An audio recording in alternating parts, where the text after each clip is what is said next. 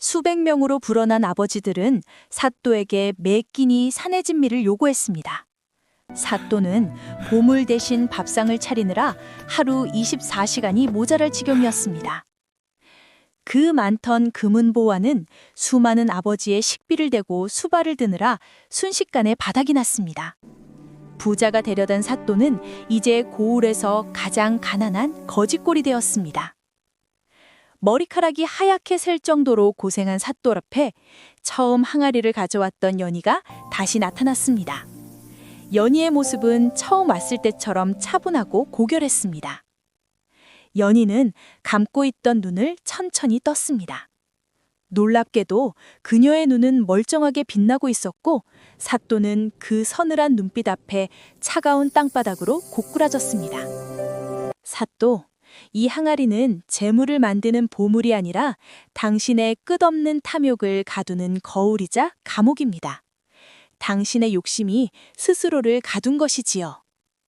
연희가 지팡이로 항아리를 내리치자 천지를 진동하는 소리와 함께 항아리가 박살났습니다.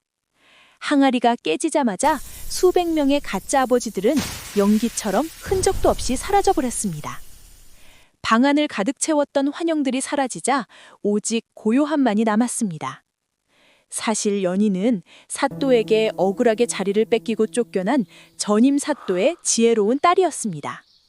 그녀는 도술로 탐관오리를 심판하기 위해 나타난 것이었죠.